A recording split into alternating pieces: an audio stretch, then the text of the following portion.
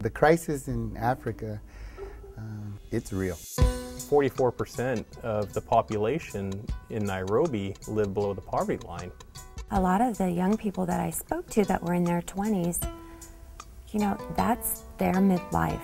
For many of them, their life ends at 30, at 40. And it's all has to do with the AIDS epidemic, and that's the biggest part of it. There's orphans everywhere. Just to see a hut where a grandma and maybe 4 or 5 kids live, and you ask where the parents are, and they're dead.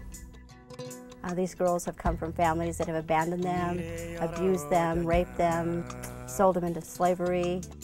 To realize that their one meal a day is reality. Some not even that, some every third day, every fourth day. Most people make $2 a day if they work hard, and it's disturbing to see, I guess, the plight that these people have to go through and the conditions that they live in.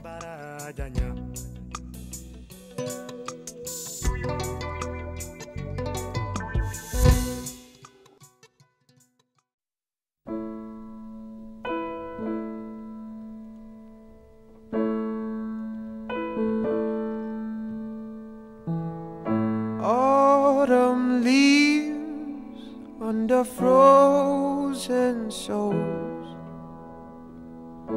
hungry hands turning soft and old. My hero cried as we stood out there in the cold.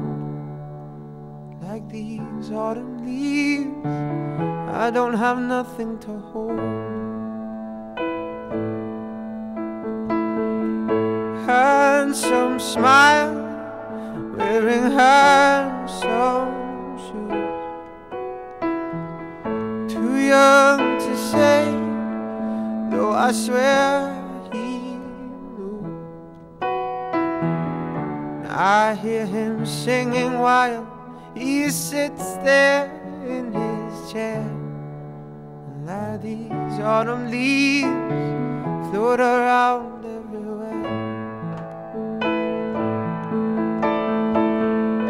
And I look at you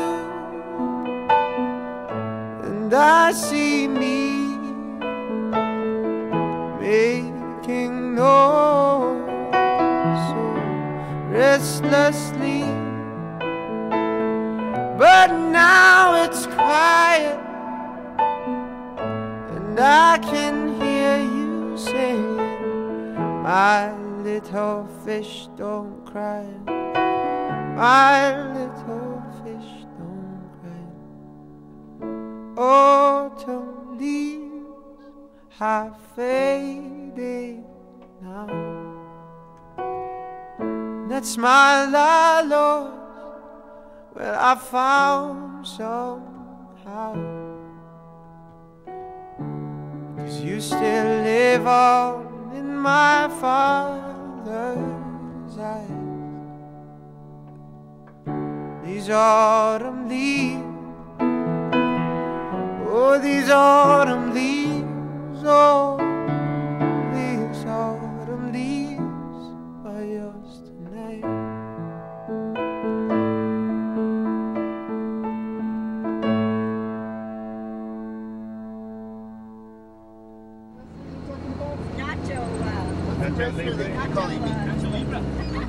I don't know. I don't know. It's Nacho Beto.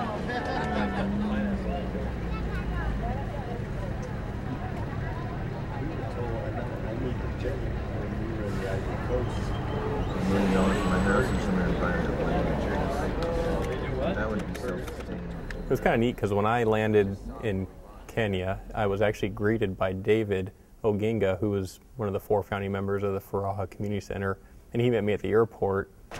So this is the end of Huruma now. This road divides Huruma from Mathare North. And we drove to their community center in the area of Huruma, within the bigger area of Nairobi, which is around 2.8, maybe 3 million people. And it was amazing as we're driving down paved roads to begin with, and finally we turned down the street, and then it was just dirt and mud. And it wasn't mud because of a recent rain, it was mud because of the sewage that was going down the middle of it. There was just a smell that I can't explain of not just poorness, of just people hungry and just sewers coming down the regular streets. And David took me for a little walk. He said, well, I'll show you my house. And I remember we're walking through the town, and we're walking through the village on the mud street, and we go to his house, he calls it, and it's not really a house like the way we would look at it. It's more like an apartment complex where he rents a room in the apartment, and the building was no more than maybe 10 by 12, the entire room. And he was telling me how fortunate he was to be having just one roommate, where most people had families of 5 or 6 living in this 10 by 12 room. And his kitchen was not a kitchen. They had like a little tiny bucket of water in the corner, and the restroom was shared by 60 people all on one floor. And there wasn't a shower, it was just a hole in the ground. And we started talking about the area, and I remember that was when I was first just completely overcome with emotion. I wasn't there 3 hours, and I was sitting there with a stranger, pretty much, crying because it was just so shocking to see the conditions that these people lived in. Something I definitely didn't expect, being brought up very, very poor, and coming from El Paso and Juarez, and the Mexican poorness. I just realized that, man, they're rich in Mexico compared to what you see in Africa.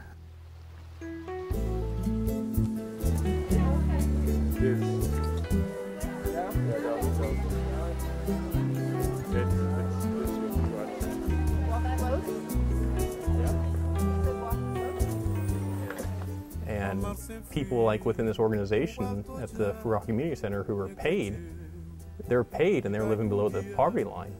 Most people make $2 a day if they work hard, and it's just amazing. The clothing is all secondhand clothing.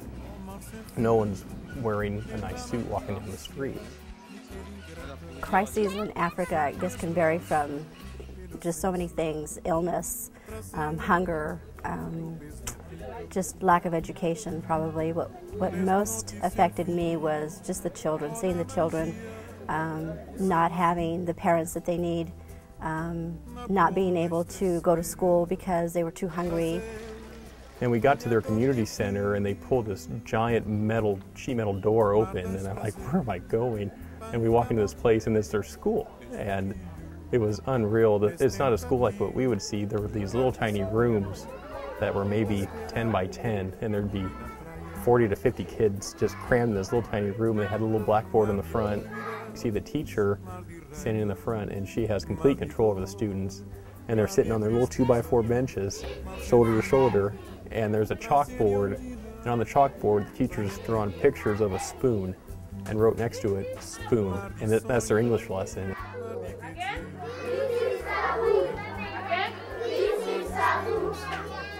And the children repeat what it is, spoon, spoon.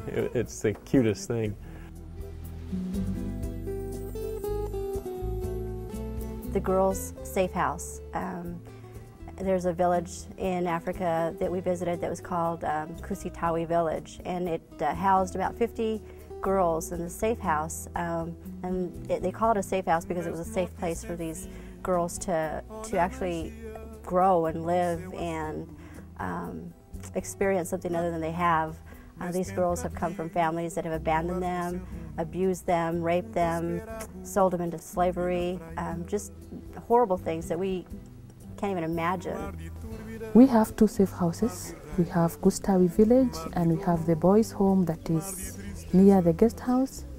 And in the safe houses we have children who are vulnerable, who are orphaned, and we felt that feeding program is one of the key roles in achieving our goal. They have a feeding program where they feed every child in that school one nutritious meal a day, and this is probably the only meal that they're going to get. All it is corn and beans, and it's a small dosage of what they get once a day. But even the young girls that lived in the safe house, they would get up every morning, and part of their chores were to work the fields, whether it's vegetables or watering or picking or whatever, and they would work these fields and gladly do it and then come back and get ready for school and go to school where they'd have to walk several miles, and then the same thing, come back after school and go back out in the fields or do chores. And the food we'll share with the other orphans. We'll give the needy people who doesn't have food, and this should be an example of the other children's home in the area. I had the experience of picking up soil in my hands, and it was crumbly and it was red, and immediately I saw corn that was growing 7 feet, 8 feet tall, and big, long ears of corn that were fully developed, and I said, wow, this is great soil. We dug the holes for the beans, and some of us were planting, and we planted them in September. September. And now they are good now they are ready now to be harvested.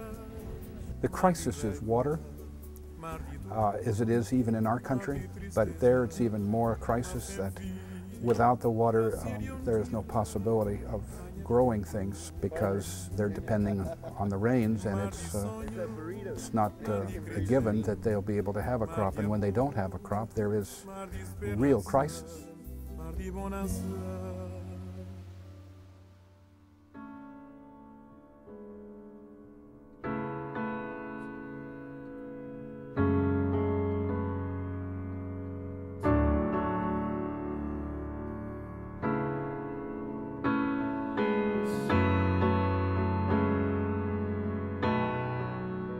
There's a vivid story I remember of Rusty that me and him, I got called one day. It was the day we all stayed home except the farmers.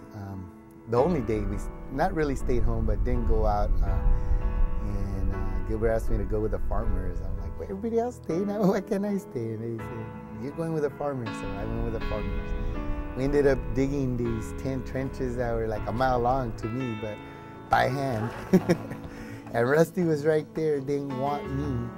He said, no, you're a suit guy, you're this guy, and I don't want you getting boils on your fingers. And he's over there wanting to plow more than me, so it was kind of interesting and fun.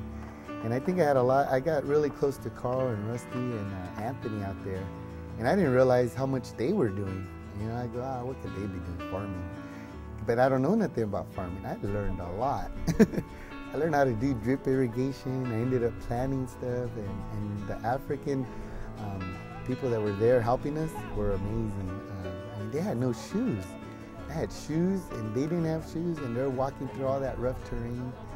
And it was just a great time with Rusty and Anthony and Carl. And just something vividly that I carry in my heart all the time that I really enjoyed. What we attempted to do, and I think it would be a practical improvement, is the resources to be able to have a drip irrigation and to put the vegetables under a drip irrigation where the water is really right at the plant's root zone and where it's not wasted would be a real improvement in terms of multiplying the amount of food that's available. Okay, the feeding program, I participated in actually serving the children, which was amazing, and it kind of was at the same time as giving you joy, it brought you tears, knowing that this is the only meal they're going to get for the day. But it's hundreds of kids lined up, and just with a bowl, very disciplined. They prepare this meal, and each one of these kids will get a meal. And the amount of kids that are being fed right now are 5,300 children per day on just the small donation that we send. I believe it's $10. There's literally thousands of kids that are in this feeding program right now, and there's literally thousands more that should be in that feeding program. A little girl there came up to me. She took me by the hand and we sat down, and she offered me this meal. I mean, her only meal, and she was willing to give it to me. And you know, I would tell her no, that was okay, and she just insisted. But just, you know, the fact that this is the only meal that these children get and that they're willing to share it with a stranger. My name's Monica W.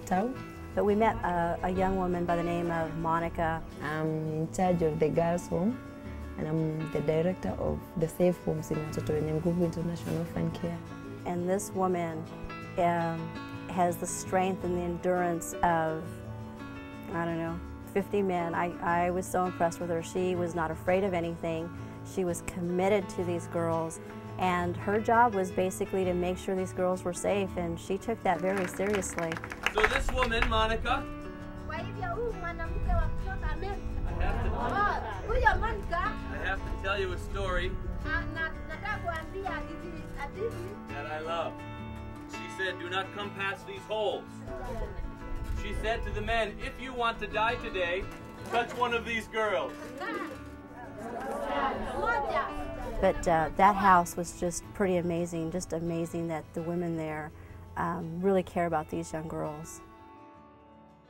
I also got to go into Faraha and Huruma, which is the city life. Yeah, we have got so many children living around here, and the entire population is around 250,000 in Huruma. Yeah, living in a very small place, so there's a lot of congestion. When we went and visited Huruma and met the gentleman at the Faraha Community Center, their school was around 250 students, and now it's currently closer to 400. In visiting the Huruma village that we went to, the community center there, what really impressed me was the mothers and caretakers of some of these orphans that were displaced.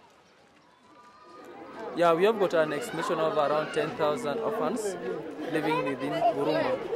No matter where you went, these kids would just run and surround you, and they all had smiles on their faces. They smiled, and they wanted to share their lunches with you, and they wanted just to touch you. They just wanted to be held. How are you? Good to see you. How are you? How are you? And it was amazing. The kids were so excited to see a white person, because it's pretty rare that Americans or anyone that's fair complected goes there. And I can remember, and I have a vivid feeling of having children come around and feel my hairy arms and some things that culturally they weren't used to seeing, and I kind of rubbed their heads and sort of reciprocated.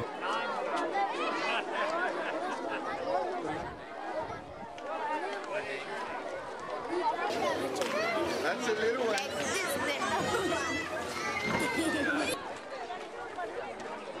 Thanks for letting me visit you. Hey, thanks for letting me visit. I'm very good.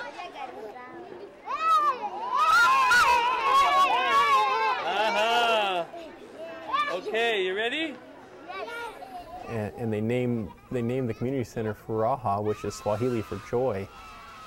The Faraha Community Center was developed around 4 years ago, and there's 4 founding members. There's David, Dan. He's Welsh. He's a good man. He's a good man. I love him. Chris and Carrie, and the character that these 4 men possess, they're like unlike anyone I've ever met.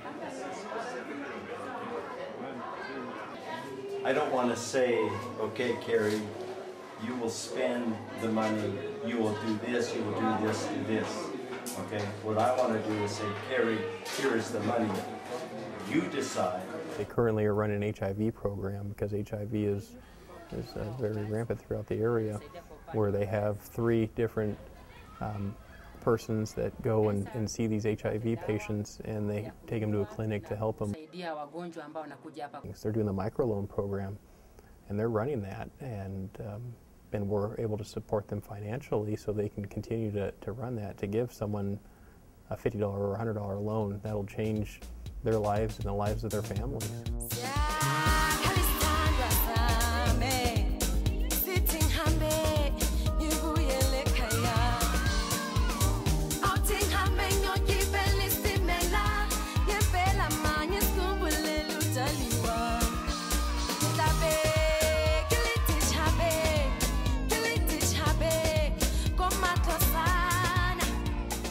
I think that My reaction to the children, I can tell you that I feel like that we are going to be asked, and we're going to have an opportunity to feed the Lord's lambs. And I think that's really the calling that I feel upon my life, is that if we love the Lord, we're going to feed his sheep and we're going to feed his lambs. And these children, in my mind, are just like beautiful lambs. And the analogy is powerful, but the commission is given to us to feed his sheep and to love his lambs. And that's what Africa meant to me in terms of the mission. When I come face to face, I want you to be. It looks big, right? No.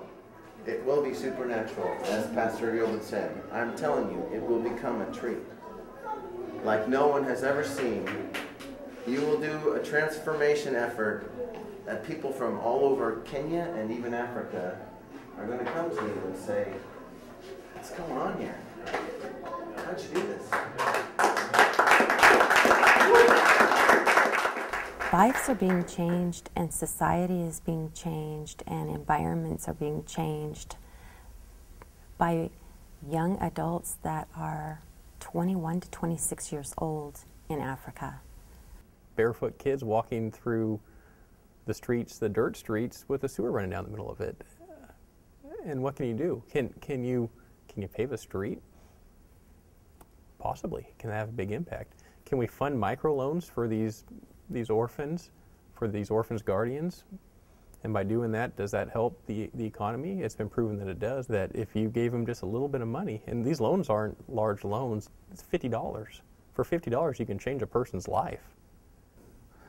To provide textbooks and salaries for teachers. Education is the key in poverty eradication, because once the children are educated, they'll be able to handle the problems better. And you'd be surprised how much a $5 bill will go in 1 month over there. $30 would not only feed a child, but would educate a child and keep them clothed and give a teacher a job for a whole month. We are called to do it, and I can't emphasize the fact that little old Reedley church of 500 or 600 can impact the lives of literally thousands of young children. Goodbye, goodbye. It's time to say goodbye to you. Goodbye, goodbye. It's time to say goodbye to you. Remember the day we talked together. It was a pleasure to us. But now it's time to say goodbye, 'cause we will meet again. Remember the day we talked together. It was a pleasure to us. But now it's time to say goodbye, 'cause we will meet again. Goodbye, goodbye. You see God there. I mean, the God that we know as a loving, caring, tender comforter. Those children had him. God is working in Huruma. God is working in Kilimambogo. God is working in his people. And his people come in all shapes and sizes, all colors, and I'm happy to be involved. You know, are we going to save them? You know, no, we're not going to save them, but they're not asking us to. They're asking us not to forget them. Woke up cold one Tuesday. I'm looking tired and feeling quite sick. I felt like there was something missing in my day-to-day life. So I quickly opened the wardrobe, pulled out some jeans and a t-shirt that seemed clean, topped it off with a pair of old shoes that were ripped around the seams. And I thought, these shoes just don't suit me. Hey, I put some new shoes on and suddenly everything's right. I said, hey, I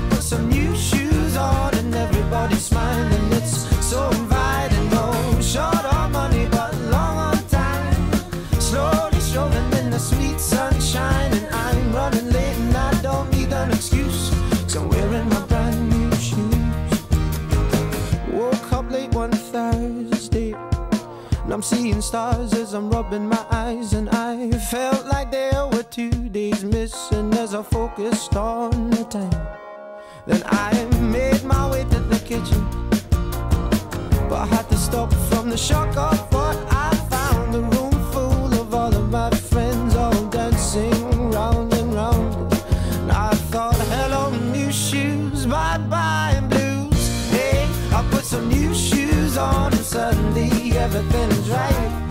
I said, hey, I put some new shoes on and everybody's smiling. It's so inviting. No short on money but long on time, slowly strolling in the sweet sunshine. And I'm running late and I don't need an excuse, 'cause I'm wearing my brand new shoes.